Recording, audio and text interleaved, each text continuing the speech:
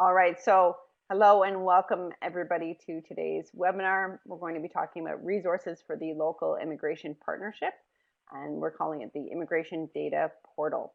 So we have a whole lineup of people here for you today. A few people I just wanted to introduce, including myself. So hello everybody, I'm Mary. I work with the Community Data Program, and I'm going to be hosting our call. We also have Mike Dieter with us, and Mike is our Data and Purchase Access Coordinator. Mike is going to be giving us a bit of a tour of the Community Data website, including the Immigration Data Portal. And so he's going to do a live screen and just sort of walk you through that. At the end of the formal presentations, Mike is going to stay on for a while, and he's going to be available to answer some very particular questions. So feel free while we're going through to type those into the chat box at the side. Either we'll answer them as we go, or we'll keep them for the end. Mike is really great for if you have something very specific you're looking for. He's quite happy to get into the catalog, show you how to find it, pull it out in Beyond 2020, show you how to manipulate the table a little bit, so you can really get at the data. So please feel free to save those questions and be ready for those at the end. We have Tristan with us, and Tristan's from StatsCan. We're very happy to have him with us, and he's got he's our highlight presenter today, and he's going to talk about using longitudinal data for research, and he's looking at the IMDB 2018. So we're very excited about that. We're going to get to that fairly soon. On our call, we also have with us Doug Olthoff, and you can wave, Doug. Happy to have Doug with us. Doug's the Jasper Lib Coordinator, and he's in that role since 2017. And so just recently in April of 2020, he began coordinating the Immigration Data Portal project in the partnership that we have with the Community Data Program. So we're happy to have him here with us. And so he is a face and name that we would hope that you guys are familiar with.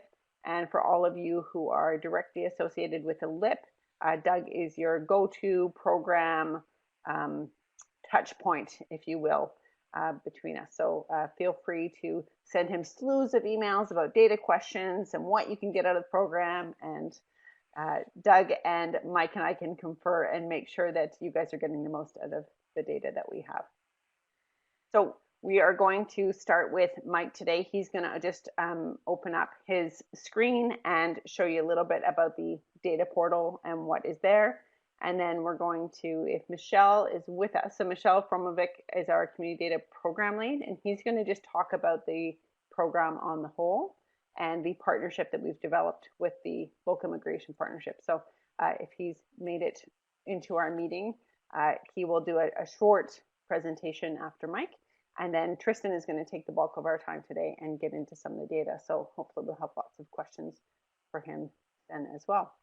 So in the interest of not overloading our system, we're going to wave goodbye to our lovely faces. Thank you everybody for your faces today. And we're going to pass it over to Mike, who's going to share his screen. So at this point, if you can maximize your screen, you're going to be able to get the most out of what you can see. If you only have a short, small one, it will be harder to see the as Mike sort of manipulates the website for you. And if you do have any technical problems or any questions as you go, you just type them into the chat box at the side, and I will draw Mike's attention to them as we go. So Mike, over to you.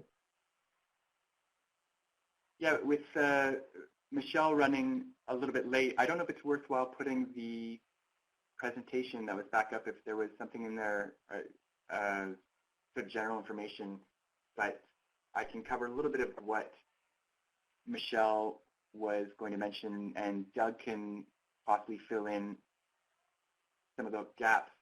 So this, again, for many of you may already be aware of what started as a pilot project with the Local Immigration Partnership Network across Canada. This is the Community Data Program's first foray into what we're considering a sector consortium. Typically the consortia that are members of the Community Data Program are regionally based. However, there was a need expressed to have a consortium based on a common,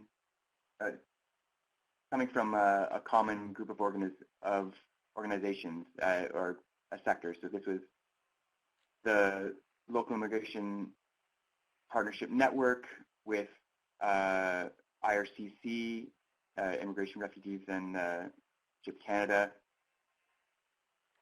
So are you able to hear me? Here, I'll get a little closer to my microphone. So this is a partnership that the program has with the LIP network and IRCC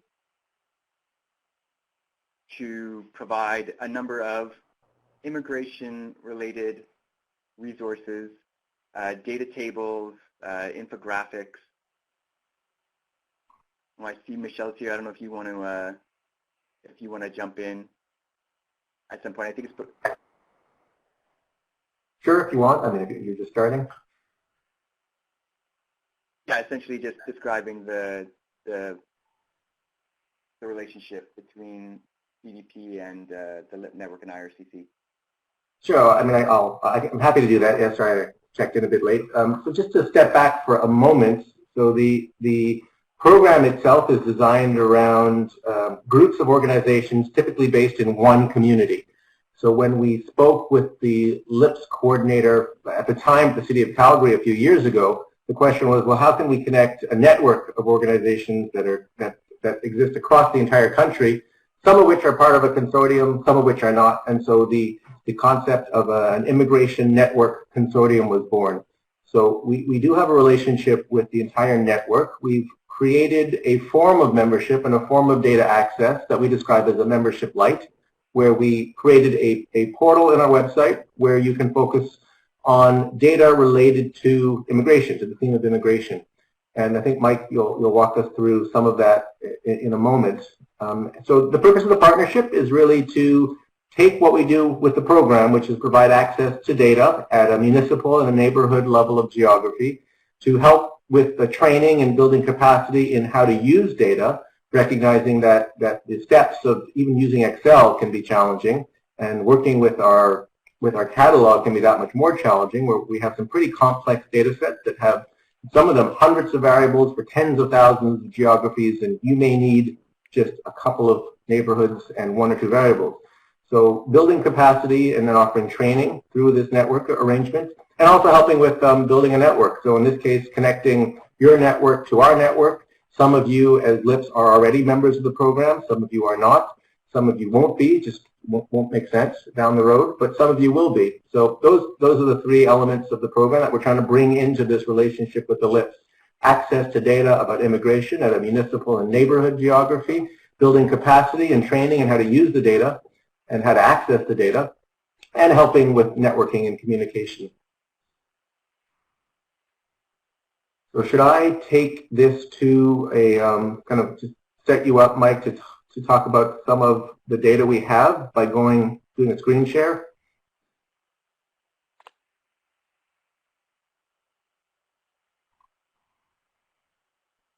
Because I wasn't going to spend too much time with the program. You haven't yet introduced the program? Sure. No, Mike, Michelle, we haven't introduced the program, so you can go through these few slides, okay. And Mike will do the quick tour of the portal itself on the website, and then we're going to get it over into Tristan's hands fairly quickly. Okay, so some of you joining us are familiar with the program, but I'll assume that some of you aren't. So the program is currently hosted by a national not-for-profit that has programming across the country. It's based administratively in Quebec, and it's called the Canadian Community Economic Development Network, or CEDNET. We've had a relationship with CEDNET now for under a year.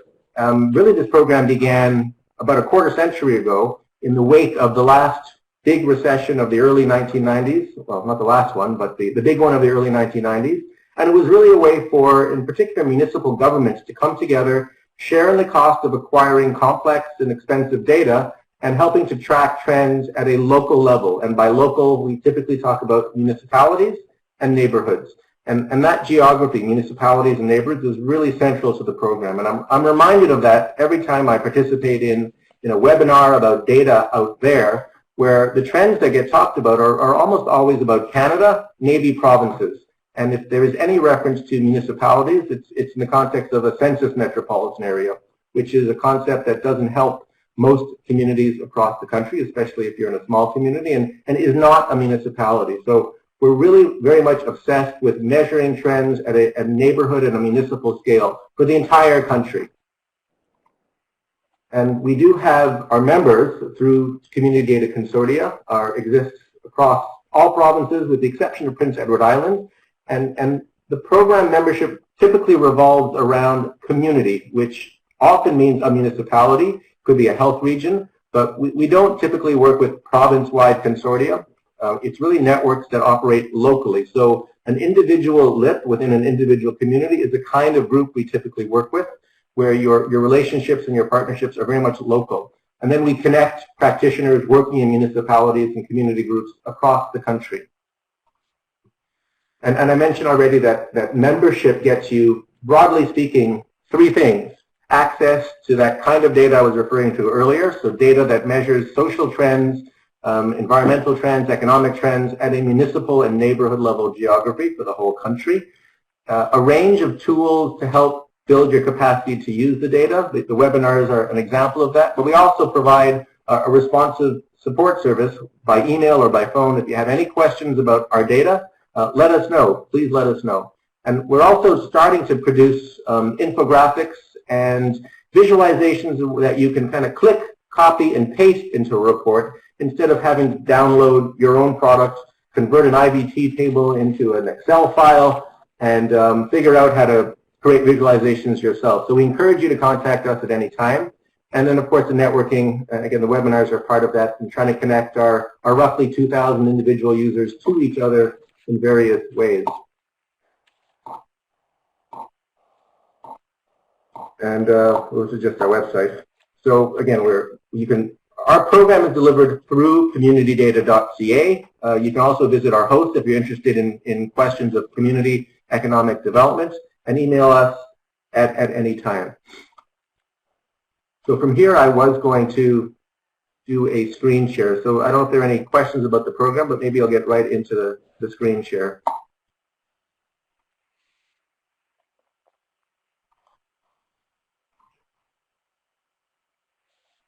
And what I was going to show was... Bear with us, folks. Switching into the screen share does take...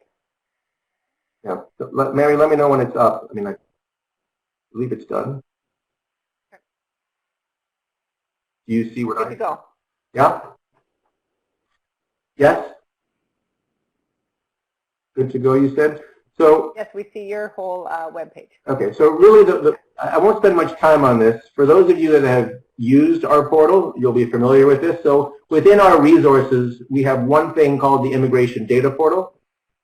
And it was designed for our relationship with local immigration partnerships. And through this portal, you have access to a select number of data products. So there is a data catalog that we have designed, which has products that always have immigration data associated with them. So these are available for download for members of any of the LIPs who are participating in our network. What you can't get access to is a much broader catalog. So there are about 35 products here. One product covers the entire country. It can include, again, thousands of neighborhoods and tens of thousands of what we call dissemination areas, multiple variables. These are very big, complex tables.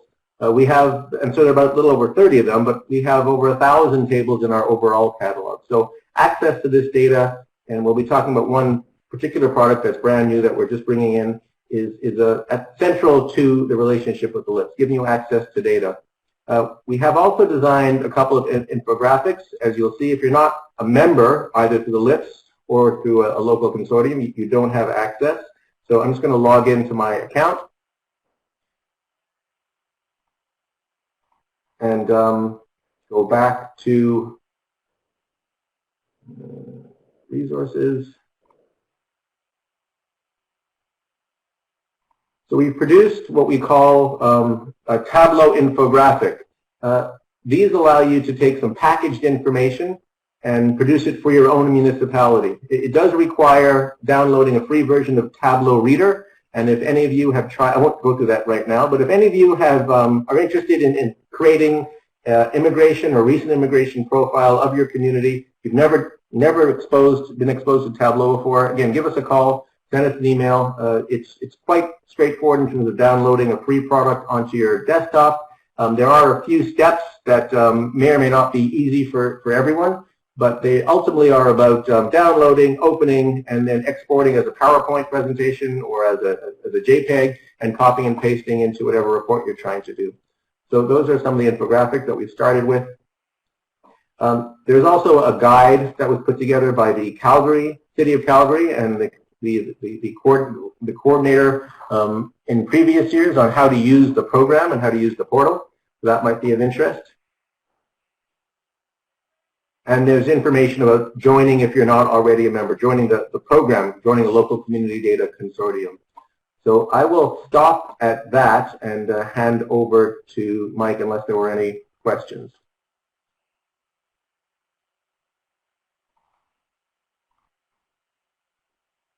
Thanks, Michelle. I don't see any questions right now, Michelle. Feel free, everybody, to write any questions you have in the chat box, and then we can come back to them as we go. So everyone can see my screen. I'm on the Immigration Data Portal page. Yeah, we can why see don't I quickly, I'm just going to try to quickly run through, what I was planning on doing was to run through the tables that are available in the Immigration Data Portal. So this is the catalog that is linked to from this link here. I happen to have one of the infographics open now in Tableau if it's worth looking at. They're fairly easy to use. So this is essentially what it looks like. This is a profile of recent immigrants in Montreal. It gives you the total population, Montreal, recent immigrants, median age, recent immigrants by admission category, economic status information, highest level of education, top birth country. And this can be filled in after you've downloaded this. You select the level that you're interested in using. Say you're interested in your county, which would be the census division. Then I would select the appropriate level, and then we'll go to, we can go to Simcoe County. I just saw it there, but we can start typing Simcoe. For right now, it still has some, like the global non-response rate listed and data quality indicator, but the rest of the profile gets filled in automatically. So here we are, top birth country. There's Philippines, but it's showing Morocco. Interesting. Anyway, you can choose custom geographies as well. This is from, these are custom geographies that were submitted by the LIP network. So some of the local immigration partnerships we're interested in getting their data at custom geographies, most of which are groups of census divisions, are groups of municipalities. So if we look at the Jasper, Maple Ridge, and Pitt Meadows with North Shore. So for the North Shore Local Immigration Partnership, it's possible that, I have a outdated version of Tableau, so it's possible that the functionality is not working here. So the top birth country is Iran, still showing Morocco, but possibly with an updated version of Tableau, because I was told that I may not have all the functionality. So that's how the infographics work. I won't check the comments if, Mary, if you see one that's relevant for me to answer, then please let me know. So yeah, there's just a couple of questions on the map. it seems to take a while for the map seems to be off. I'm not sure. I would run this again with the new version of Tableau. I just was opening it and it told me just now that I had an outdated version, so some functionality. I can confirm that with the new version, it works properly. And I was going to encourage anyone on in this webinar, if you have a particular request for either a particular variable or a theme that's related to immigration that we can turn into this, that this would be of value to you. We'd like to be very responsive to what's top of mind. These were designed based on some requests we got last year, but if you do have any requests, please, and typically what we find is if one community in one part of Canada has a request, it is very similar to what many others across the country are interested in.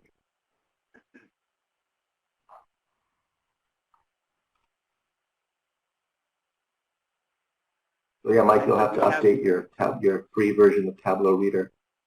Yes, I hadn't had need to it before this. So again, let me just quickly go over the tables that we have in the immigration data portal right now, and I'll try to do this relatively quickly, giving a little bit of detail on a select number of these tables. But if you want to get into a little bit deeper, perhaps we can jump into it at the end after we've given time to the other presenters to go over their material. So right now, all the tables that are in the immigration data portal are from the 2016 census. We did receive some tables from the longitudinal immigration database, but they needed to be recalled. We appreciate Tristan catching that and working on that to get us some revised tables in the next few weeks.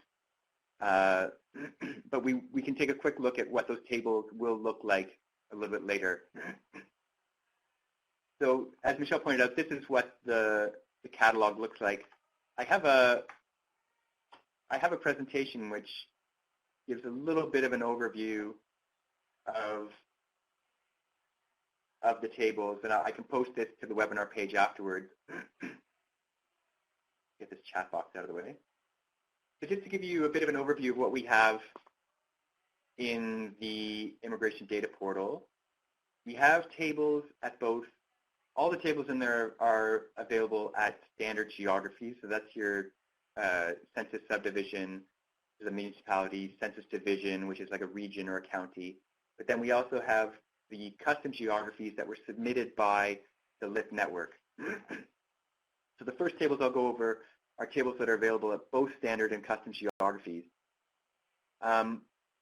These first two are ones that we get. They're the first tables that StatsCan will give us at custom geographies. That's your census profile, and then the detailed age and sex tables. The census profile, for those who aren't familiar with it, is essentially a summary, aggregate summary of the responses to most of the questions in the census. So that's going to look, a little bit like it gives you this detailed age, marital status here, and you can see immigrant status and period of immigration.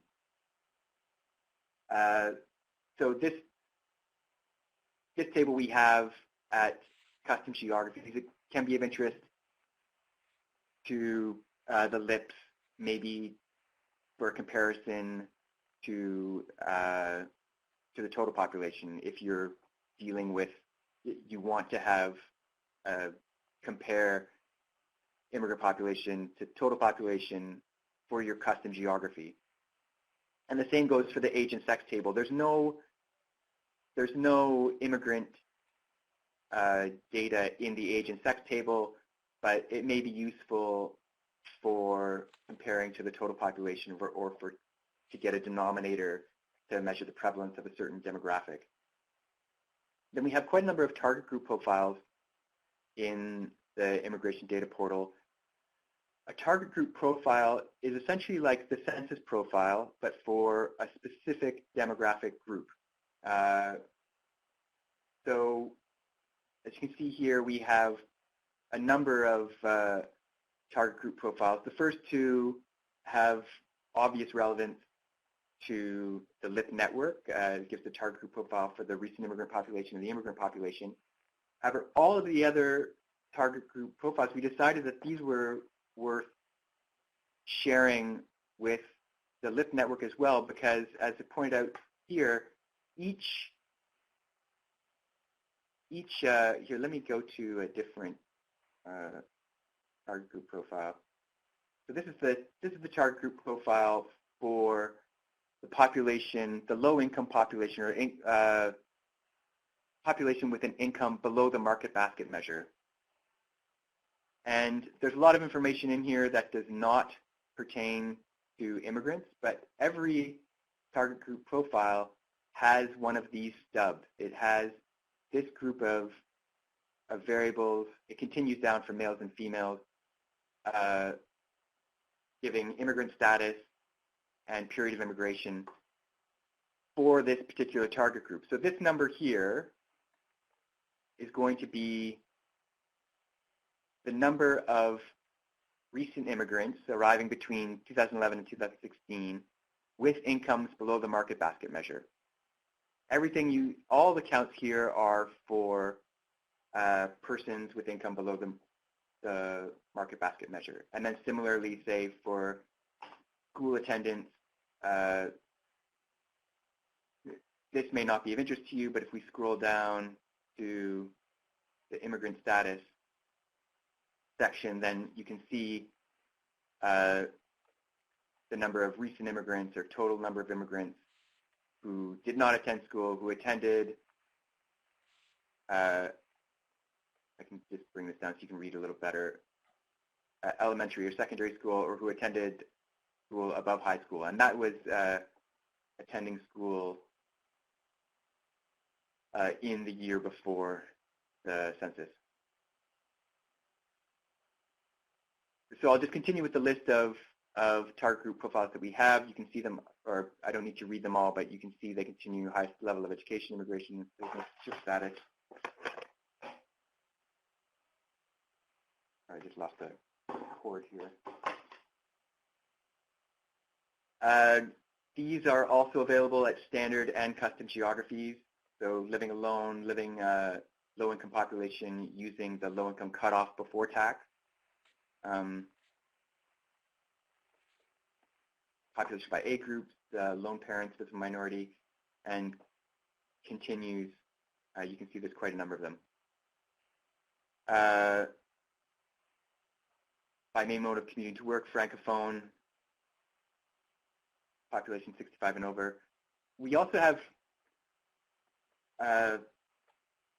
3 here which will be available at custom geographies likely later in this program year, but they are only available at standard geographies right now. The household and family target group profile are tables that we acquired because target group profiles only provide information on variables related to a person, and so don't give data on households or families. So if you wanted to know the number of households that are paying more than 30% of their income on rent, on housing costs, that wouldn't be in a target group profile, but you could go to a household and family target group profile. And so we've come up with some definitions for what is a recent immigrant household and what is a recent immigrant family, and that's listed in the in the catalog. Yes, Mary? Mike, sorry, we should probably get going on Kristen's presentation. Okay, yeah, right? I will We need to get going on Kristen's presentation if you want to summarize these last ones. Sure.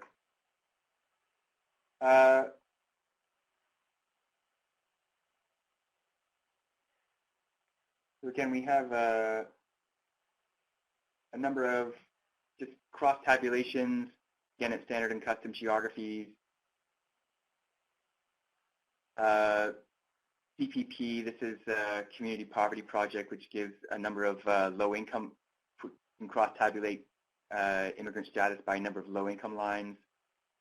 Place of work, these geographies refer to the respondent's place of work and not their place of residence.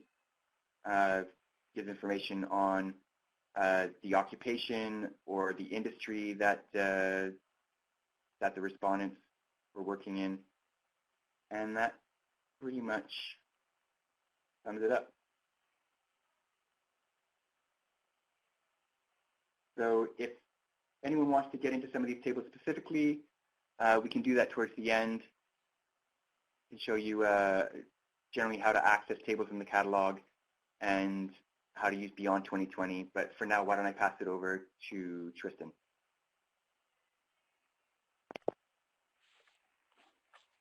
Great, thanks, Mike. So, Mike, if you can stop sharing your screen, and give me a second, Tristan, I'll get your slides up here. And remember that while you're doing that, tables. There was one Mike question. Sorry, while you're doing that, Mike, there was one question about the geographies and whether standard geography implied geographies that relate to the LIP boundaries.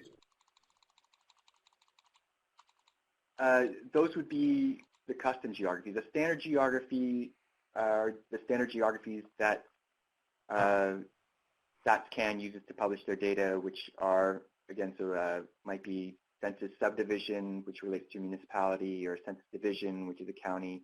You can go down to your census tracts. But and there are a number of LIPs that use just the census subdivision or census division as their boundary. But for those that had custom boundaries, which we noted were typically, say, groups of census subdivisions, those are contained in the tables with custom geographies.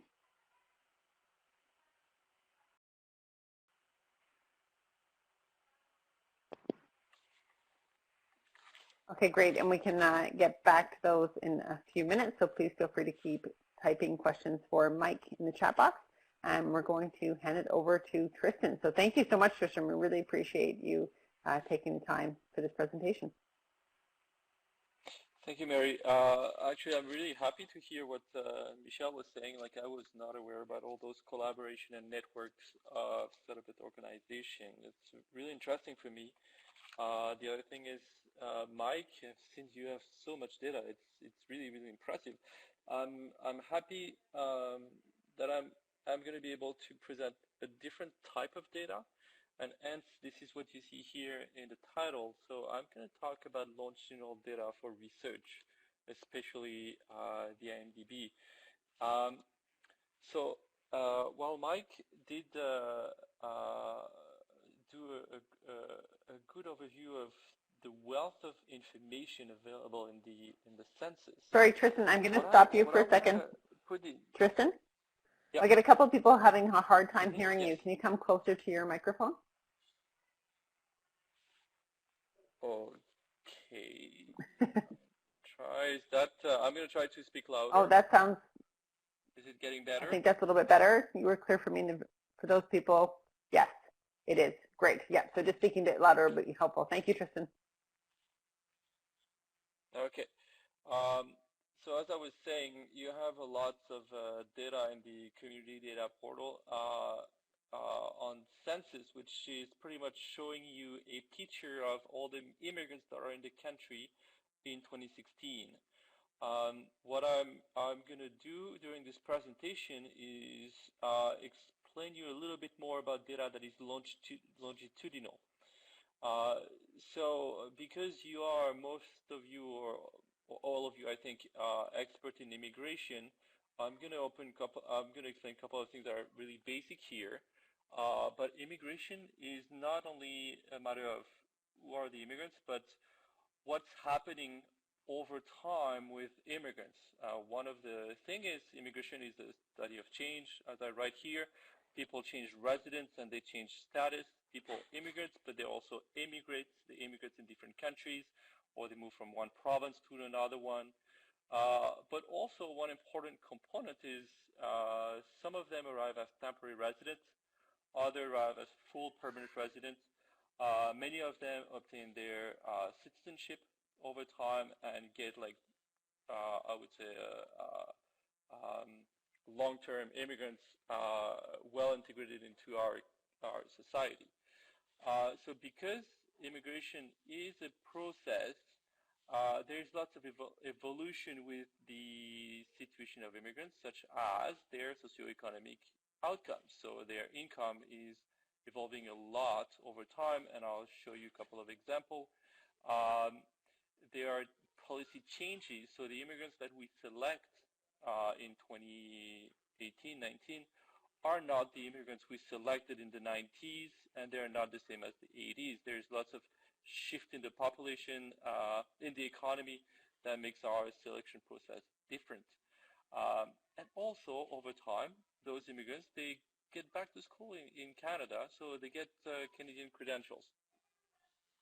So all of those really matters when we want to talk and make analysis, more than description, but just really analysis on what's going on with the immigrants population you are serving.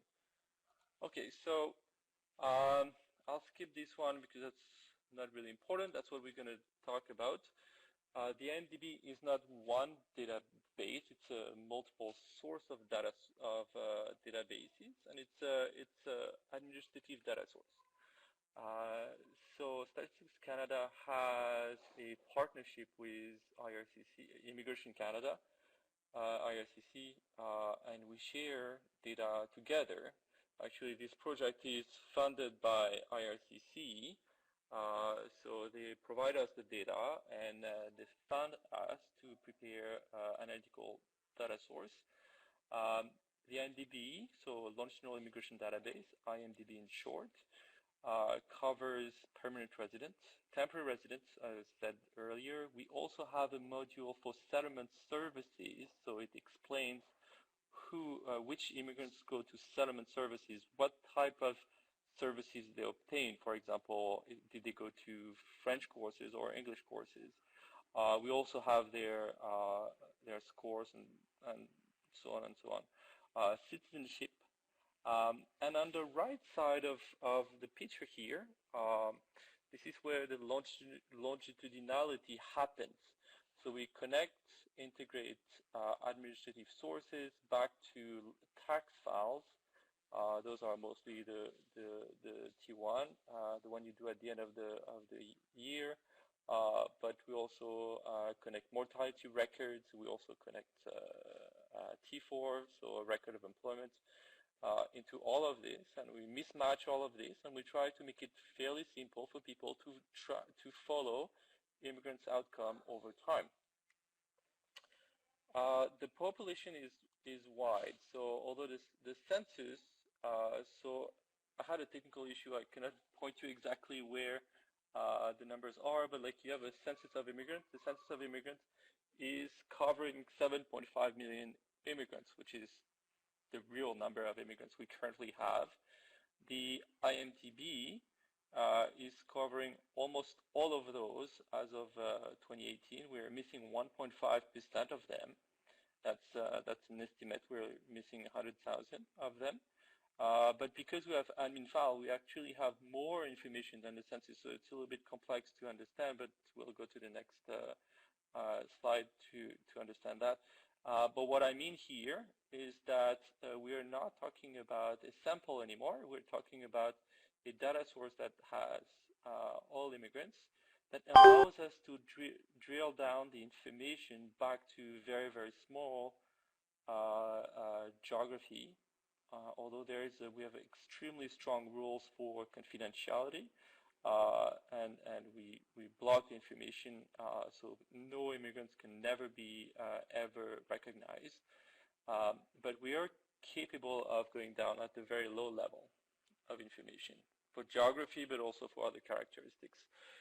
To give you a little example, so here you have on the blue line on the top, you have the number of people that have been admitted as permanent resident in the country, as for IRCC's numbers, so Immigration Canada numbers.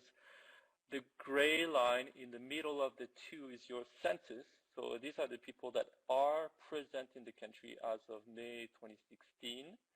So a little bit lower. So you see that some people come to Canada in the blue line, but actually would move out of the country. So they were not present in 2016 anymore, or they would have died in between. Like it's a very long time frame here.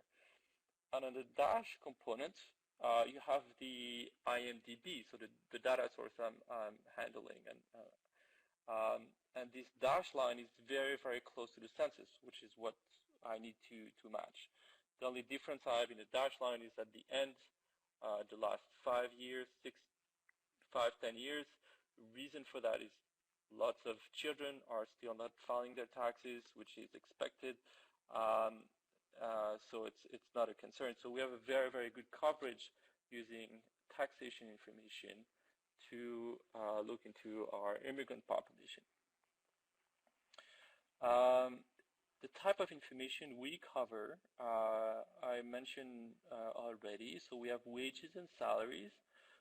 Right now, as of today, we can go up to 2018 wages. We have the T1 files, which is the standard file you file at the end of the year. We cover up to 2017. So there is always a lag, but the lag is expected, and because first we receive your information 1 year after. So in 2019, we receive your information for the past year. Secondly, there are preparation and there are late filers and lots of reasons that makes us having this little delay of 2 years. But that's updated annually. So contrary to the census, where you're going to have an update every 5 years, what we're going to have is the arrivals of immigrants on a yearly basis. Statistics Canada also provide monthly basis, or IRCC also provide monthly basis, but here we work with yearly basis. And then we have tax information coming in on a yearly basis as well. So we get very, very recent immigrants and we get updates all the time. We have information on families. We have composition of families. We can prepare table where the number of children are available for each immigrant or for each family. We have a breakdown in families, if you wish. We also have created a data module just specific on immigrant children. So we're talking about all the people before they reach 18 years old. What we do is we provide the income of the parents. So we have a fairly good sense of children poverty or wealth, or like how well it goes, obviously. The link or the breaks in the links between children and parents. Do we have both parents, etc., etc.? Do Canadians are parents of those children as well, if they are adopted, etc., etc.? We have a component on the settlement. So we have, I mentioned, like the settlement of immigrants, it's an ongoing process. So we have trajectories, so people going from temporary residency to permanent residency, which is getting really, really common. Not the majority, but it's getting common in the latest years of immigrants. So student back to permanent residency, student with work back to permanency, refugees back to permanent residencies, etc., etc. We have the settlement services. We have the citizenship date I mentioned earlier. And also with regard to the settlement process, we talk about the mobility of immigrants across provinces.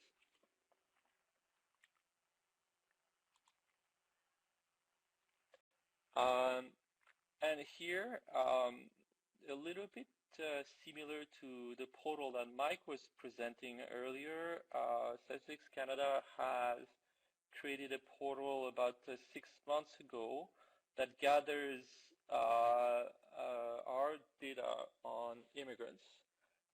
we have a really nice address. It's statcan.ca/immigration-E or F for French. In this portal, you're going to have access to interactive apps, our dynamic tables. So we're talking about something that is somehow similar to what Mike is proposing. We gather information from the census. I'll go a little bit about what it looks like in the next slide. But we also gather details of what we cover. So the technical report, for example, from the IMDB, is going to explain you how the data modules I explained you earlier that covers settlement, that cover income, that covers selection process, how all of those components are available, which one are available, what years they cover. They don't always cover like the full year. Right now, the IMDB covers 1952 up to 2019, but we mostly have incomes for immigrants arrived in 1980, which is like a fair bit of information. And for tax, we have 1982. So we have a really like a long historical information for those immigrants. So again, I want to point out to the longitudinality here, which is like the big difference with the census. So that's a quick preview of what is the portal. On the very left, you're going to have access to tables that are made on special topics that relates to immigration, so labor and income, for example. The little guy that goes to work here is mostly IMDB tables, but you're going to have education tables, you're going to have census tables over there. On the very right, you have key indicators, so you have here the full population of Canada. You have the proportion of immigrants, 22%. It's coming from the census. The number of recent immigrants. So those are a couple of numbers that you will also find in the table from Mike. We also gather a set of publications that are done by Statistics Canada on immigration. So some of them are available here, not all of them. This is only the top of the website. At the bottom of a little bit lower than this, you're going to have all the links to go and look for information for yourself that mostly cover the IMDB. So let's see how we can manipulate that. So, Tristan? Yep. One of the questions we have is whether the children's age groups are going to be developed. So are they going to be broken down? We have 0 to 18. Will those be broken down into any further category?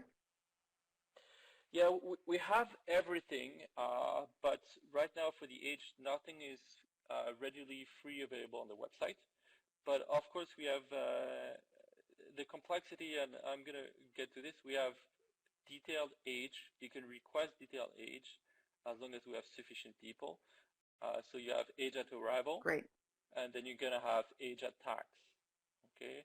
And once the immigrant is going to reach 18 years old, it's going to disappear, or his information is going to be found in another data modules. So those data modules communicate over time. So it's a longitudinal process. It's a little bit complex, but yes, all of this could be available, but could be, more importantly, it could be requested.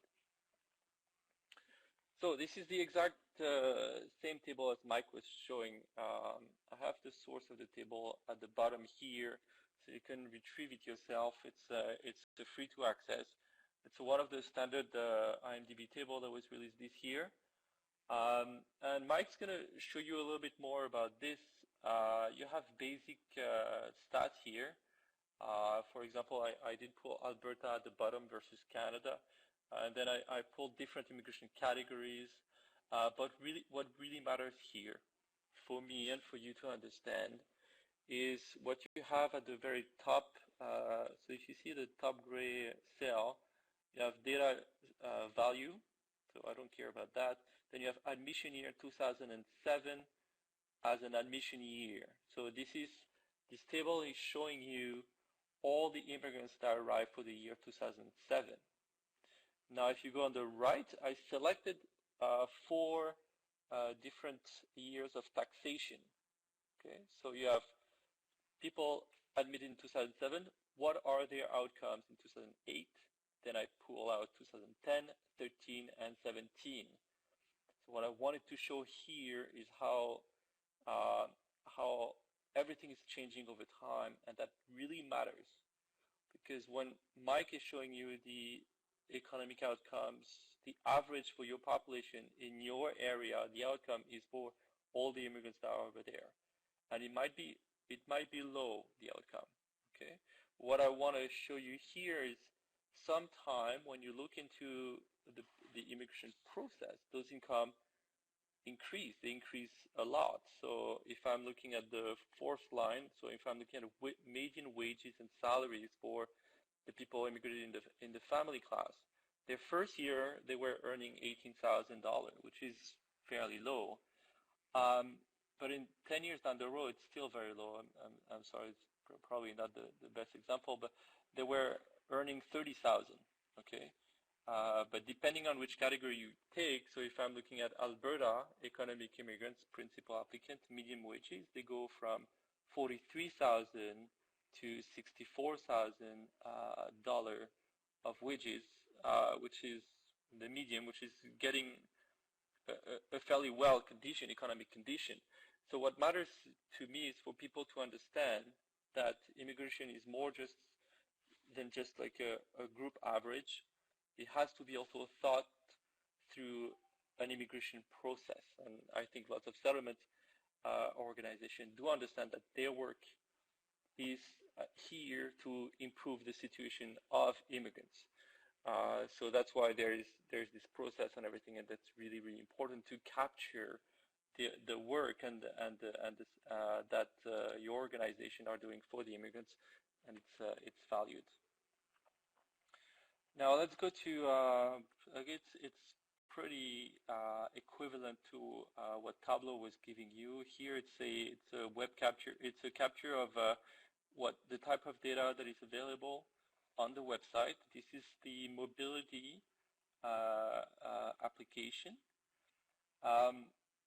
So again, Mike was very thorough to be able to request lots of very detailed geography. This one is at the provincial level, but we do mobility at the provincial level. We look into who moved from what province to what province.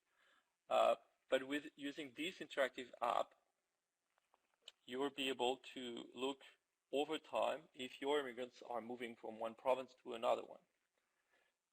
On the very left, you have the mobility statistics. If you go on the very right, you're going to have details of your population, so the age group at taxation, the sex, if they do have temporary residency information. You also have, and again, still because we're looking at everything over time, at the very bottom, you're going to have admission year, and then you're going to have a time frame. So you're going to have admission year and then 5 years after that. What is my mobility after 5 years?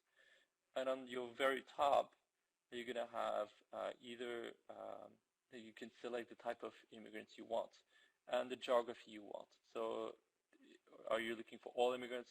Do you want to know about refugees? Do you want to know about young people? Do you want to know about languages, etc., etc.? This is just covering your mobility. Oops. Oh, hello. Okay. Do you still hear me? Yeah, we hear you. You're doing well, Tristan. Yeah, it's working. Okay. The next one, this is the same as before. I'm just showing you that there's a little bit more data into it. Right now, what is really, really interesting is when you select a breakdown information, so on the very right I have languages, you also have dynamic pie charts if you hover another province. So right now, pretty much this is allowing me, this is showing me that people that arrived in Quebec that were admitted in 2012, that's the year I'm selecting here, and 5 years down the road, this is the profile of languages that are remaining in my province. So I have 26% of French people, Francophone, sorry. If I'm looking on the left, I was going over who is in Ontario that was accepted in Quebec. So right now from this, I can compare those two pie charts, and I can tell you that, well, some of the immigrants moved from Quebec to Ontario. Obviously, I'm going to have the counts. You have the little numbers here, the counts. And among those, well, obviously, it's not the Francophone. Looks like the Francophone stood in Quebec, and there's a disproportionate amount of people that are either bilingual or only speaking English, as well as a disproportionate amount of people that didn't know the language at arrival. So you can see who's moving from one province to the other one to really capture what's going on in the mobility over time. Again, this is the same. This is the second application. What I wanted to show you here, so it works the same way. You have now incomes, and you have a trajectory of income over time. So and you have one selected tax year here. So we're looking at immigrants admitted in 2007, and I'm looking at 10 years. And you really, seeing this, I hope you understand that if I'm taking an average of income, I'm going to cut my number in the middle of this line, which is kind of problematic. So what I want to show here is that income at entry, they're low for almost all immigrants. But immigration is a process. After 10 years, many immigrants reach to a better economic situation. And among the reasons that you know, of course, immigrants have to get better experience with Canadian job market. I'm not saying it's fair, but looks like that's one of the criteria that employers are asking, or they need to learn or practice better their English or French, and so on and so forth. So these are the component that comes into the settlement process that makes an immigrant integrated into the society, and this is how this is reflected into the incomes. Okay, so those applications, one of the good things with those applications is you can actually extract the tables and the statistics. So there's a little, if you go over the lines, usually you can have an option, and it says do you want to extract the data. You can extract it, copy it into Excel, and then do your own graph yourself. Look at the details of the numbers that were under each of the years and everything, so you can really reuse that. If you're writing something, you can reuse the actual numbers, so it's easier. So there are those options that are available. It's proof to, like, it's going to be hard to make mismanipulation. So you might not understand everything that's behind the data and the numbers, but the numbers, they're solid. You cannot it's kind of bulletproof. You're not going to break any of those reports. I'm almost done, and I wanted to show you something with this graph. So I'm using this graph is using two tables. My population here is refugees. I've selected a geography, so it is not as good as the geography as you would look forward, because I usually don't do anything below the CMA, but it is possible. It's just not the type of thing we pull out. So I wanted to show you how we can go from a refugee population, which is kind of a small population in general in most years, how we can get outcomes at the Canada level, at the province, and at the CMA. And as I said, we can go lower. This is for 1 year. This is 2006. And again, I'm looking at what's happening over time. Okay, so the first bar chart is 1 year after landing. Then you have 3 years, so we're still looking at recent immigrants. And then we have 10 years, which is fairly established. And you really see, and we are showing incidence of employment, and you really see how people get to a job over time. even for refugees. Like, they don't idle in their situation of refugees. They get here, they learn, they go to their course of settlement, they learn the languages, they go to work, and they're there and participating into our economy. And I think it's a very a good example here. The other thing that matters to me in this table is the additional data I was able to retrieve. So you see you have a dash line, and the dash line says it's 2016 BC general population. So this is the incidence of the full population in 2016 for incidence of employment for the BC general population. So what really matters, like I have so many times the question, okay, fine, like 77% of your refugees are going to have a job in 2016 when they arrive in 2006. Is it a good number or is it a bad number? So how to know if your number is back into the same equivalent to your general population, and here it's the BC population, so it's comparable. So to do that, and because I was talking about administrative, it's an administrative census of information, what you can do is use surveys that are based on the same principle, which are administrative sources. And if you look at the footnote over there, I write that I'm using the 2017 Canadian Income Survey, table 1110023904. And from this table, and many others, but from this table, from the Canadian Income Survey, I can look into what is the income per each province. So I can take the information readily available from the portal that you've seen, or from the statistic table that are available on the, also from the portal, but are available. Look into another table and then compare those outcomes, because those data sources are using the same methods to capture. It's a full census of information. It's not a sample. So hopefully I'm not losing you. But anyway, those are comparable statistics that you can use benchmark for. And voila, I wanted to reiterate that our work is in collaboration with IRCC. This is where we obtain our funding. This is where we obtain our sources. IRCC is also funding different linkages. We link the IMDB back to the census and to other surveys to obtain even more information. Almost on a yearly basis, we have additional data sources that are getting into this administrative data source. And IRCC is also funding access to the microdata into the Research Data Center. I'm sorry for the acronyms here. RDC stands for Research Data Centers, which are centers located in universities across the country that anyone can access. Usually it's students that go over there and they can access microdata, which means you can pull specific age, you can pull specific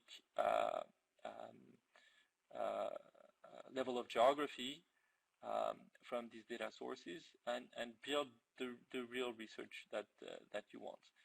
If you are not in need of going to those very specific details and everything, you can also do as Mike did. You go to our here. You go and contact us. It's actually the client services, and we can build your spatial geographies and your spatial tables with regard to your needs. It is not always extremely fast to get back to you, especially when we have very, very detailed geography that we never worked with. So Mike came up with very detailed profiles that did require from our team a little bit of more work than usual, and we had a little bit less experience, but they are absolutely tremendous tables, and I'm really happy that they will be available to you in the very near future. If you wish, we could also, Mike and I, do another presentation to really tell you how we can plot those tables and into charts and what type of needs you can get from these tables. They're going to be really, really nice and very, very detailed. But in a nutshell, those tables are going to give you longitudinal information where you look into mostly one tax year, one arrival year, one tax year. I know also Mike did request group of tax years, so you're going to have, I think you have 10 years of information gathered together, and then we had to do like after 1 year, 2 years, etc., etc. So there is lots of details in those table. They are among the biggest table we've created actually, but it was a very interesting work and collaboration with Mike. It's lengthy, I'm sorry, but it was very interesting to do that with you. So thank you. Thank you so much, Tristan. I think that was a bit of a teaser for everybody. You should all be very excited for this data that's coming. So hopefully you already have some plans for it, and you've got some time booked out that you're going to be able to get to play with those tables. And I think that would be fantastic. I think it would be great once we've got the tables in hand to have Mike and Tristan do a sort of a bit more playing with the tables, so you can see really how rich they will be once you get them in your own geographies, and you'll be able to see that potential.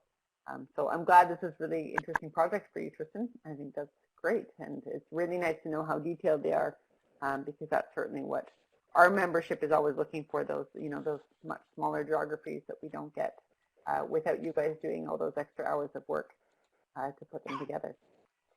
So at this point, we can take any questions for Tristan or for Mike, or I mean, Michelle and I are here. We can always answer things about the program as well. So if there's any particular questions for Tristan, I think a lot of them got answered as we went through. So any questions for Tristan, or if you would like Mike to get back into the catalog and show you things, that's fine. And yet, Doug has a few things to add as well. So sure, you can unmute yourself, Doug, and hopefully join us. I do. Hi, Doug. That's great. Do you hear me now?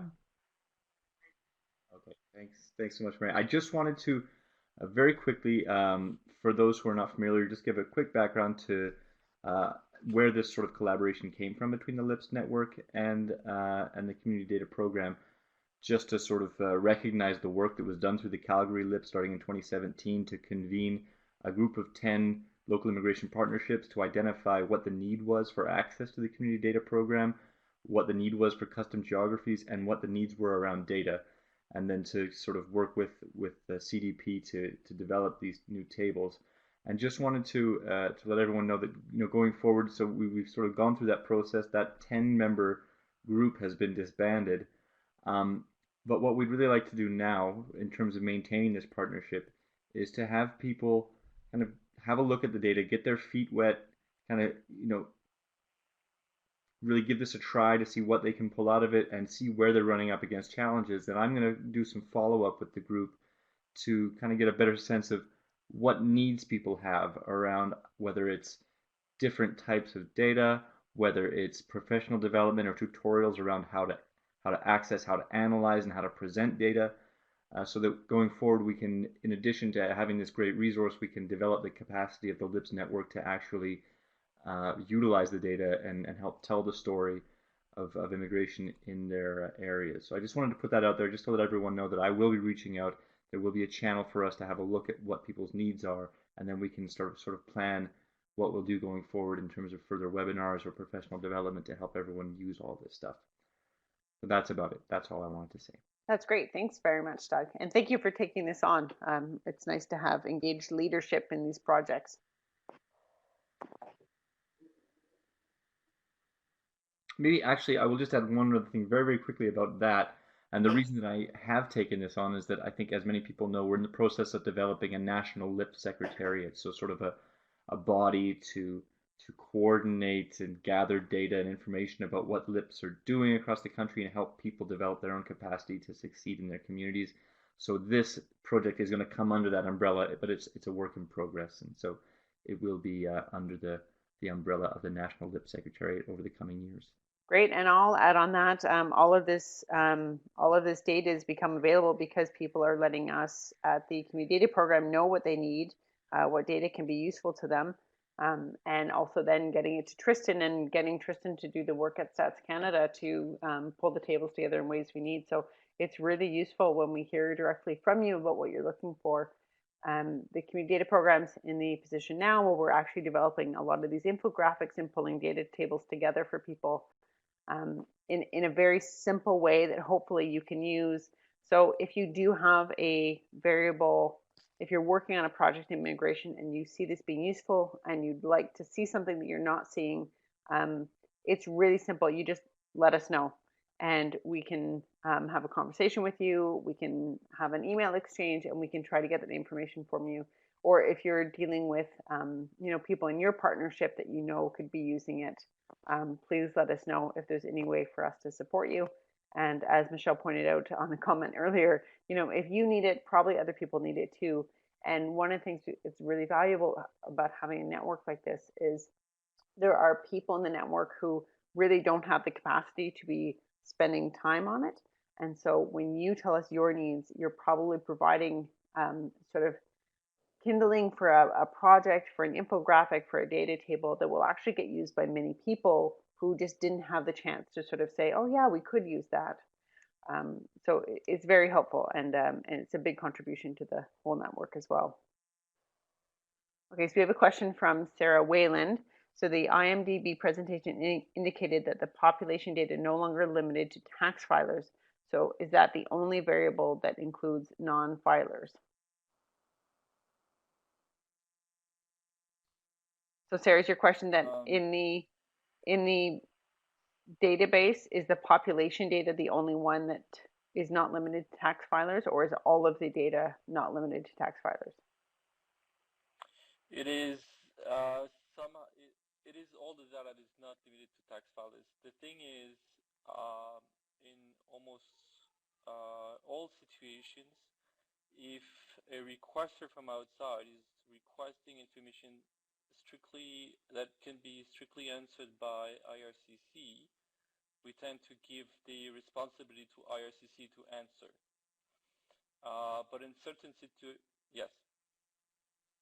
Yes? Hi, Tristan. Tristan, can you hear? Tristan, it's very hard to hear you now. The sound quality went down considerably. If you could talk closer to your mic or speak up, that might help. Yeah, okay. Looks like there's an option to change the volume much better. of my mic, so I just changed that. Maybe it's this. So yes, thank you, Carolina. We can cover the full population, but usually we refrain to do that because this is IRCC's Immigration Canada to do such information when it comes to arrivals, or when it comes to a full count of population as a census date. This is going to be the responsibility from the census. So because we have the capacity to do that, and we will do that as long as your answer also touch base on full tax filers. But if you only want information that is never asking any question on tax filers, then we will send your question to another department.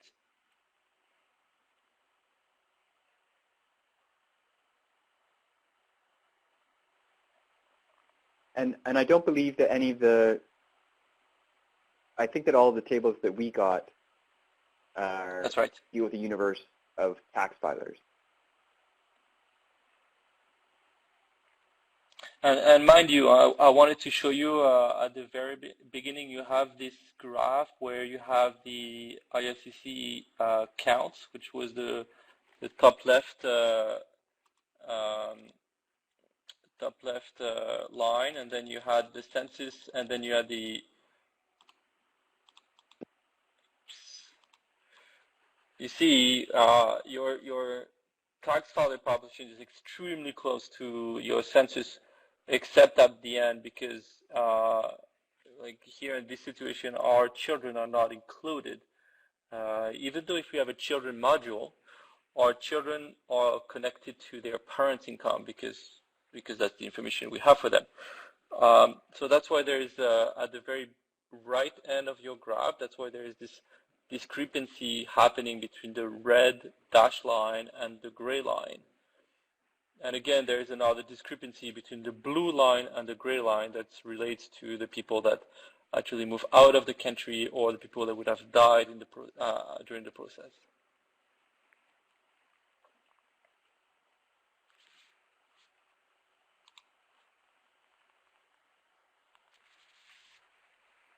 I see there's a question from Sarah regarding the mobility in and out of their LIP geographies. And maybe before getting into that table, I was going to suggest that I could quickly show what some of the tables will look like, because we did receive copies of the tables, but then they had to be recalled. I can share my screen.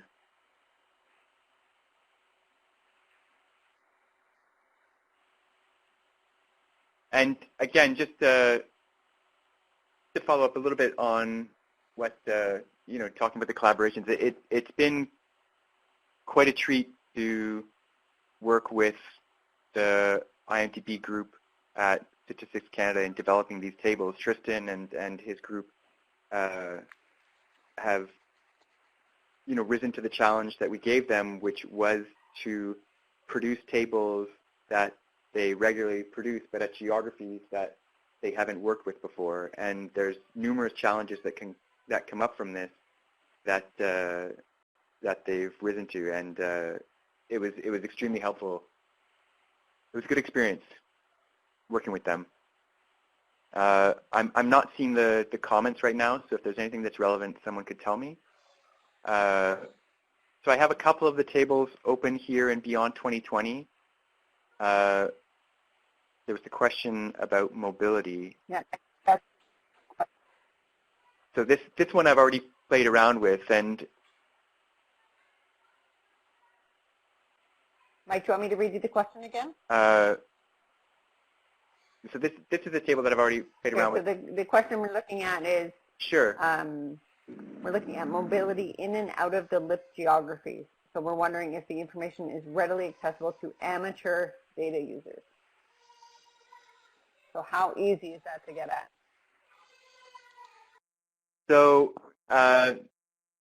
amateur data users, unfortunately we don't have like an infographic based on this or a simple Excel table. You will have, what we have for the LIP geographies are these Beyond 2020 tables. And we have resources on the site on how to use Beyond 2020. I can show you a little bit that, there's a lot of just clicking and dragging and dropping to make the table look how you want. Each of these squares is a dimension filled with variables. So this, say the profile variables, gives information on immigrant admission category, their age group, and world area of birth.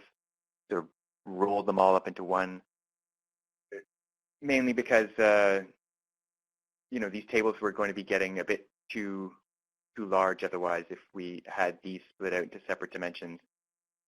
But this table does deal with mobility. So Tristan, correct me if I'm wrong. So here I have destination and residence listed. So this is the destination at landing. And residence is the residence of the respondent, or they're not even respondent, this is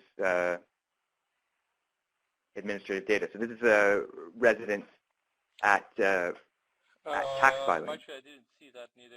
That's correct? Yeah, it would be, in this situation, it is the residence in 2017, okay, from the admission in 2016. Now it's because you have the, okay.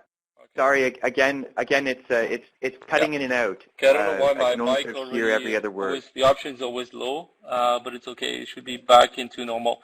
I was expecting a little eye to explain what residents mean here. Sorry, no. Okay, you have destination on the left as a line, and as a column you have residents. Okay, so you have Canada by Canada. So you're going to have 200,000 people, 685. So this is all the people arrived in 2016 and filing taxes in 2017. Okay, but then if you go from, let's say I take British Columbia, and I take the number, so it's the third line here exactly. So arrived in 2016 and still residing in 2017, this is the 25,135 because this is 125, sorry, the third cell, because it's same province by same province, okay? But if I'm going to the number 940, which is the next one on the right, okay, this is the number of people that were arriving in British Columbia and ended up into the Abbotsford area, okay? If you're going further and find in other provinces, you would have the mobility from the British Columbia destination of 25,000. How many moved outside of this province? You would have to dig through. Because you have a lot of geography in this situation, it gets extremely, yeah, exactly, if you go on the right, blah, blah, so it gets really complicated to manipulate. So the other option that you have is to reduce to the geography you want from destination. Okay, so from the line, you would do. I want to know about everybody in Vancouver. You would select that, and you would select a bunch of and you would select a bunch of or select it this way if you want, but whichever you want. The point is, on the left you have to on the line you have to get residence variable, so you can drag and drop the word residence instead of admission. Exactly, okay. And then on the very top you have destination, which is, it says the cell, it says destination Vancouver Immigration Partnership. Okay, so right now you have the number of people that in 2016, yeah, are moving, arriving in Vancouver and are now in Canada in general, so that's everybody, are remaining in Vancouver. That would be a little bit lower in your list, and then are moving out. So you have the 4,000 here, 95. So out of the 10,000 that arrived, the 10,800, 4,900 are remaining in the same place. Looks like 50% moved out. But if because you look you're a little bit higher, it shows 9,000 in Metro Vancouver. Yeah, so it's because the area is bigger. Actually, it's extremely difficult to manipulate with this different level of geography together. So you actually did have. Right, 10,810 landed. That's right. Within the Vancouver Immigration Partnership That's right. boundary in 2016. 9,040 of those remained in the general Metro Van area. 4,900 stayed in the same area, and then you can continue on to see where they were residing. And this is where they were residing as of tax year 2017. So, but if we were interested, say, in everyone that came in 2016, and to see the trend in mobility, obviously there's nothing listed for 2015 and earlier because they weren't here, and so this is to say another 10,810 arrived in 2017. Where we have 4,900 of them staying in 5,200 stayed in where they were in 2016. 4,900 of them stayed where they were in 2017. Exactly, but And then this could be cross-tabulated further by, we get rid of some of these, by some of these measures. Looking to see the people that stayed, what was their, bring this down, their median total income, median employment earnings, incidence of those on employment insurance, incidence of those on social assistance. I'm sort of just jumping into dragging and dropping dimensions, but you can start to see how Beyond 2020 is manipulated for those who haven't used it before. I don't know if, Tristan, if you had anything in particular that you wanted me to show about this table, if there are any particular questions. I haven't been looking at the comments. Just there was a question from Doug. Yes? He's wondering if you're able to look at the inverse, and so looking at how many landed immigrants moved into Vancouver in 2017.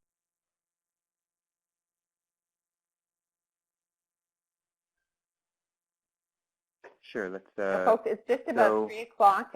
Mike is going to be able to stay on and look at these tables some more. So please feel free to stay. If those of you have other commitments, you can head off. Tristan, can we keep you for a little bit longer, or do you have another? Do you need to leave us soon? Oh, yeah, no problem. I can stay. I'm actually really happy to see those tables and the question of the people and their interest. Okay, and great. I Thank you very much. see the comments. It's both powerful and terrifying. That is right from Michelle. That is right. But the thing is, Beyond 2020 has a couple of tricks that makes it extremely useful, because what's really terrifying is actually the amount of data that is behind that. So the table you're watching here is probably a table that is in about 100 megs of data. I think one of the tables you requested, Mike, was ginormous. So it's terrifying because you have lots of information, and for people that manipulate here, they're usually wants to try find one number, one statistic. So that's something that's as soon as you start playing with it, and you ask the question to Mike, that is a master in the manipulation of this. But as soon as you start just playing with it, what I really want to say is that you're not going to break those tables. You're not going to do mismanipulation. It's really bulletproof for the users. It's always going to be able to go back to the source numbers. There's no miscalculation being done into the tool here. So it's a simple tool that has enormous amount of data, and I really encourage people to spend a little bit of time. I think within an hour, people can pretty much get going or get the main question they want out within an hour of work.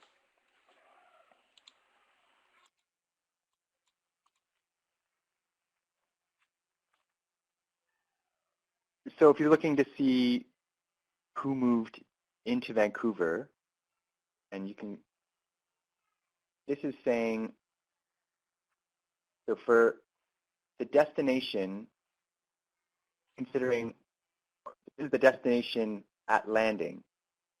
So for everyone that landed in Canada that were admitted in 2016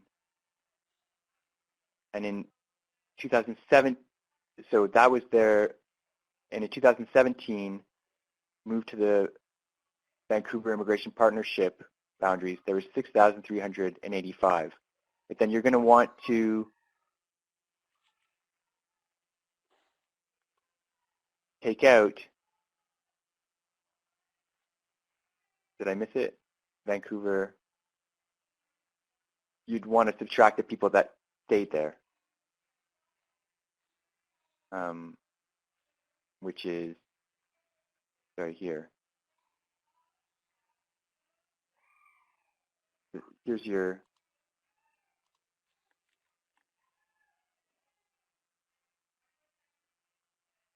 destination.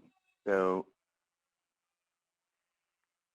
let me see if I'm getting this correct, because I don't want to misspeak here. I'm going to get rid of a number of these things that are making it difficult to see.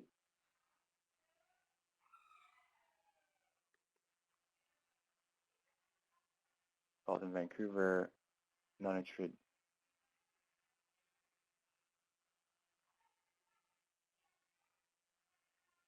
Okay.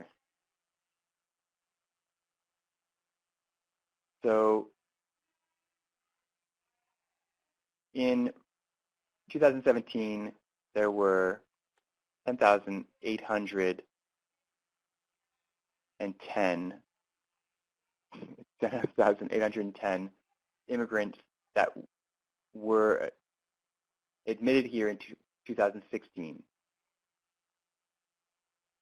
And that is from, sorry, now I'm I have to back up a little. You are right. But also you have another table that might be a little bit more interesting for the people, which is on the, you have the retention rate into it. It allows you to get a simpler picture. Although if you go over there, I'm not going to be able to point out which one is the one with the rates. I'm not going to be able to tell you which one it is. The retention retention. These are all the tables that we were. These are the 9 tables we were given.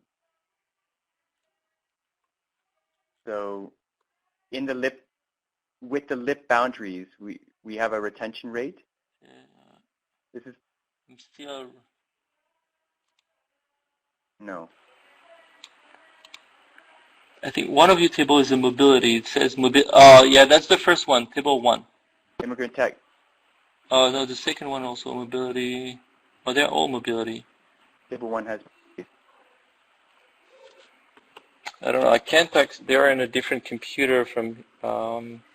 I can't really help you with this table, but anyway, there are some shortcuts to this, because this is really the details of who moved to what geography and when. Okay, so this is why the table is extremely big, but there should be a table that tells you what is the proportion of people that moved out. There it is. This is your table with the retention.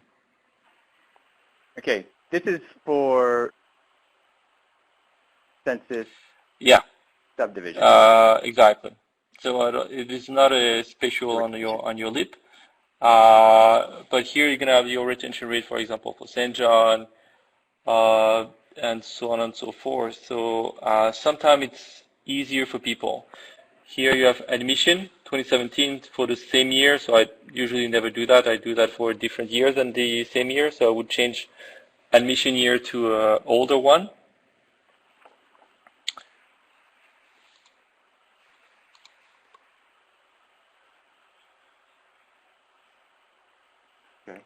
We show, I just show all of, this is for Vancouver, just show the retention rate. This is showing the retention rate exactly by tax year and admission year for the census subdivision of Vancouver. And so in 2017, retention rate was 57.3%. 57.3% of immigrants that landed in 2017. And I think I so Mary is making the comment that for many of you, maybe it's just a matter of getting the proper questions and getting the people to retrieve this number. I think it's important to know that a lot of information is here, and sometimes people just come and they're like they want to know, do people move outside of my LIP after 5 years? And there are many standards that we tend to use. For example, I tend to use recent immigrants, so 3, 5, and 10 years, and try to see what are the trends over time for immigrants. But I think this is so much information that obviously at one point someone is going to answer your specific data request, and it might be Mike in this situation to answer your special data requests.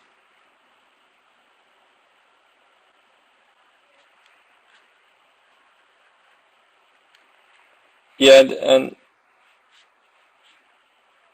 Okay, I see notes here for a quick tutorial on Beyond 2020. yeah, we could do that. The other thing is, I really like the type of work that was done with using Tableau. That I think one of your experts, Mike, is doing. Well, I don't know who was responsible for the Tableau dashboard. It's interesting. Yep. But sometimes you can just pull this information from the Beyond 2020 and add it up to the Tableau, so you have one indicator with a filter that allows you to drill, like limit the amount of information that is available, which is actually what we're trying to do more often. So when I was showing you the interactive app with Canada, those interactive apps actually have on the background the same tables as the one that Mike is showing you currently. It's exactly the same table. The thing is, we restricted the information that the user can do into one page, to which he can change the filter and then find his number pretty accurately. So, but for more advanced people, they might be, the best is also to use all the data for more advanced people, but it takes time and have to get used to it.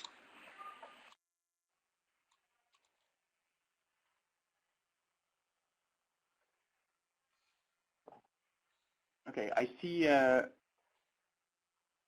you're talking about organizing something for Beyond 2020, but I had indicated if people are interested, I can run through a quick manipulation of Beyond 2020 now for those people that are wanting to get, because all of the census tables that we've pointed to before, these are available in IVT format, which is what Beyond 2020 works with. So I don't know if it's worth it for me to jump into this now. I would start just with a quick 5 minutes. The main thing is just understanding how to get the data into a form that you can work with, and then export it out into Excel. Essentially, you don't do any, there's no calculations being done in Beyond 2020. You're just getting the table to look a certain way before you export it, and then you do your playing in Excel. So the first thing that you would notice, I'll just jump into it now if there's no objections. Although I don't, is you can simply grab dimensions and drop them. We are going a little over time. Do we want to sort of have an official Sure, wrap Mike, up, I'm not sure you're going to have many left here. We do have a few people signing off. So yeah, we will come to an official close right now. I really want to say thank you very much to Mike and Tristan. They have already put a lot of hours in getting this data organized. But I also really appreciate that you take the time to take this extra step and present it to the people who are going to be able to use it in their work. So thank you very much for taking that time. Thank you to our audience, those of you who are sticking around, and for your questions. Like I mentioned, they're not only just helpful for you, but they're helpful for our whole network, and they really add value back into the program as well. So thank you very much. I will be following up with Doug. Doug will be following up with you. You can email us. You can email Doug anything that you are interested in, very specific questions or big questions, more general questions. We will look at having something more particular on Beyond 2020 for you folks in the LIPS. And you'll also hear about the data tables as soon as they come in and are ready for your use. So thank you very much, everybody. Thank you, everyone. Bye-bye, Tristan. Bye. Bye, Mike. Tristan, thanks. Bye, Mary. Thanks, Tristan. All right, and Mike is going to stay on. So Bye, everyone. if you would like to just give us a second, we'll have a few clicks and stuff as people are leaving the meeting. But if you'd like to stay on and just watch, Mike's going to show you just a basic manipulation of a Beyond 2020 table, and then how you would move from working in a table from Beyond 2020 and get it into an Excel file, which is usually what more people are comfortable using. All right, so go ahead and play, Mike. Okay, so just checking to make sure that we. I wanted to make sure that we do indeed have people that are waiting, and it's not just me talking. We could just sit here and chat about Beyond 2020. It seems that we do. So the. Yeah. Mike, I'm going to step out for 1 minute. I'll be right back. So. Yeah, no problem.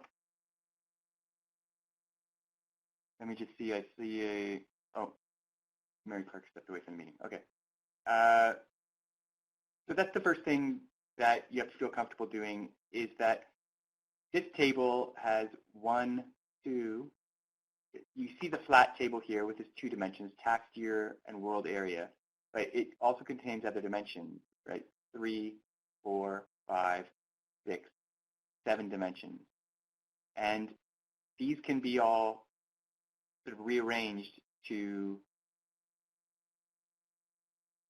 create the flat table that you want.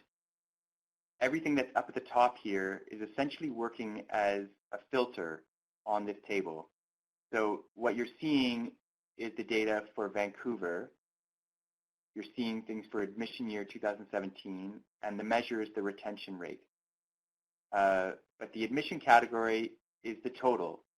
So this, by having the total here, you essentially are not dealing with admission category at all. And the same for age and sex. You just have the total population, so there's no filter coming from age and sex. But if we want to change any of this, then we just simply grab the dimension that you're interested in and drag it down into the table. So I can drag it into the column headings here or into the row headings. Now, I had previously removed all the other geographies except for Vancouver. I can right-click on this and select Show All, which will show me all the variables. Same as if I just go to Dimension, then Geography being the active dimension, it will now show all the variables in that dimension. So that's the first thing. We can take this and switch out the rows for columns by just dragging and dropping. You can, if you're interested in St. John's, then I could click on this, right-click, and select Show, and it removes everything except for St. John's. If, say, I was to, you can also hide St. John's. It doesn't seem like an interesting thing to do now, but let's say I am looking for, well, I'll show you how to do a search. You can either use this button for the search or under Dimension, Search. Sorry, before doing that, I'll just point out, particularly for geography, that there are going to be a number of labels showed here. These variables have this label. That's the unique identifier and the name. If I click on it again, though, it's just showing me the UID, the unique identifier. Click on it again, filtering through the various options for, or cycling through the various options for label. So when I'm looking, I have to choose the right label. And I think if I hit E, that'll be the English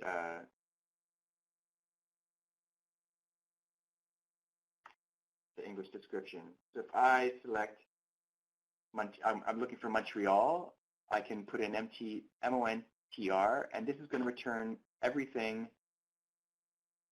that has that text in it, which is good that I did because I see that the accent wasn't rendered correctly here. So it's good that these tables have been revised, are being revised, so I will note to Tristan that needs to be changed. So if I'm just interested in Montreal, I can get rid of these other tables, get rid of these other variables rather. And now I have just Montreal. So I don't need to have that in the table anymore. I can drag down another dimension, and the one that I was using jumps up to the top, and you'll see that it's filtering the table. So what we're seeing is just for the values of Montreal. These measures are hard to read, so I'll grab this, pull it out.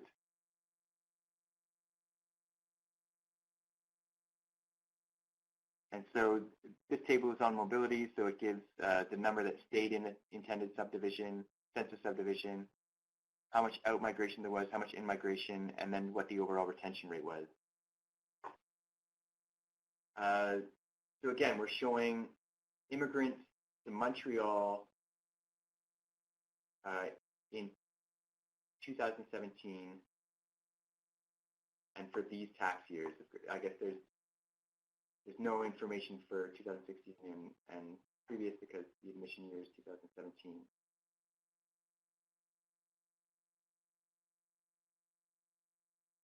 Say we look at all immigrants to arrive between 2000 and 2019, and you can see how that changes for these. See how that changes the table. And so we can start to play with this. Say you're interested in particular, let's say a particular admission category. We want to know for all immigrants, but then for just refugees. I'm going to just look at those two. Right? I held down Control and clicked refugee, and so that kept both of these. Now if I right-click and hit Show, you see I have these two. So if I bring, I'm going to just make things a little easier. I'm going to bring retention rate back down, and now this category with refugees is going to jump up to the top. Note that when that happened, it's showing the last variable that I manipulated, which is refugee. We can cycle through that using this arrow here by clicking the dimension that we want.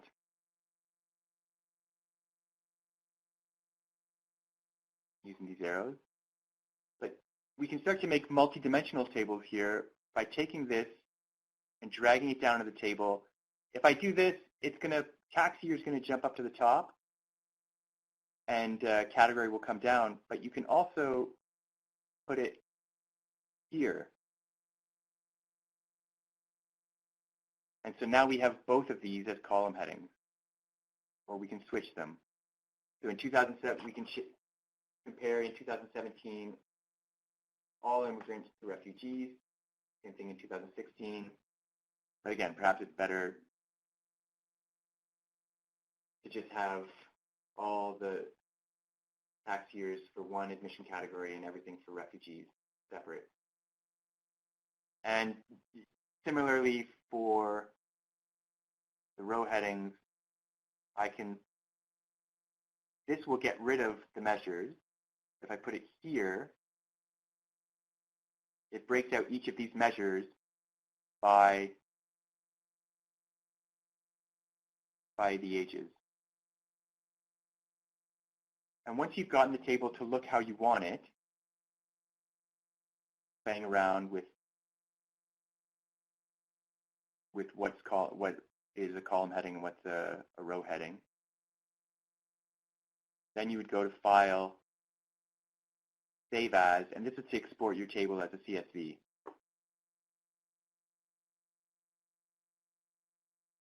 You can tell by this interface that this software was made in the 90s and hasn't been touched since. You want to save this. I typically save things as a CSV. You have the option to save it as an Excel file, but you'll notice it's XLS. That's the old version of Excel. It has if you're exporting a lot of data, then there is a row limit on the old version of Excel. But for various reasons, I just find it's better to just create a simple comma-separated variable file. Give it a name, IMDB demo table. And then another thing to note is that Beyond 2020 typically it tries to save things in some obscure folder, Windows System 32. I recommend just going to the very top, clicking on the top, I double-clicked it, and then start scrolling down for a folder that you recognize. So I would go to Users, Michael Dieter, there I am, and Documents. And now I'm into a directory that I recognize. Also, if you're on, say, a shared drive, maybe it's easy. You can find the folders that you want on your shared drive here. I, of course, just have my local drive. And to put this somewhere, let's just put it here. And it exports the file as a CSV that I can use later. I'm just quickly going to jump back and see that I haven't lost everyone. No, there's still 8 of you. Okay, great. If any of you have any questions about Beyond 2020, feel free to ask, and I can try to demonstrate. That's the basic functionality. Open your table, drag the dimensions around to make the table look how you want. Search for your geography. When I have this reduced, it's not going to find anything. If I look for Vancouver now, it won't find it because all there is to find is Montreal. So I have to open this up again, show all. Let's say I want to find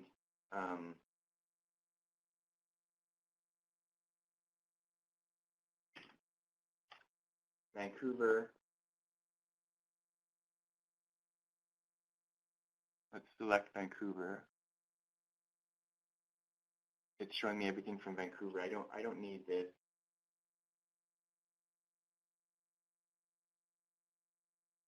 I don't need any of these. I'm going to hide them. And maybe I want to compare this to Montreal. So when we searched before, the table was reduced. This type of selection is reduced to match the search criteria.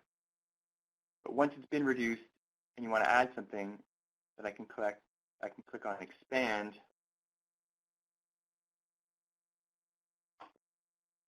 And you can see now that Vancouver is still there, but so is everything else that matched my search criteria. I will get rid of the ones that I'm not interested in. And now we have Montreal and Toronto in the same table. Still on Expand. And add Toronto.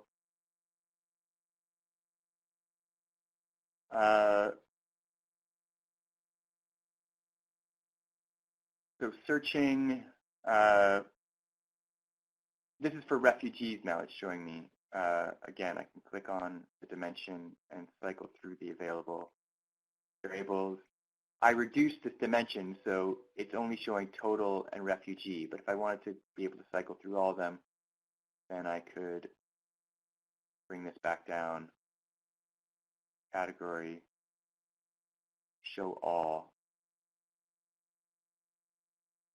and now all the various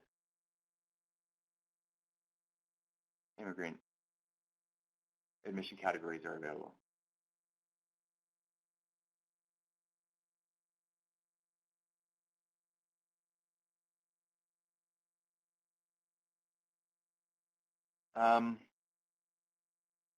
You can always just sort of click on something, hit copy, and paste, and it will bring things into Excel that way.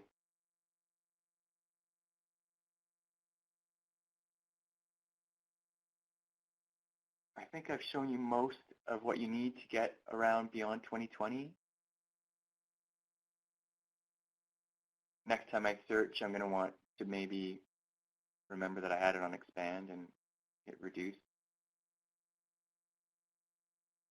Any more questions regarding beyond 2020? I think that's it for now, Mike. Thanks for sticking around so long. And I think it'll be useful to do another, but it sounds like this group is pretty engaged. Yeah, no so problem. I think it's going to be useful to do another Beyond 2020 and certainly something with Tristan again to get deeper into the data as well.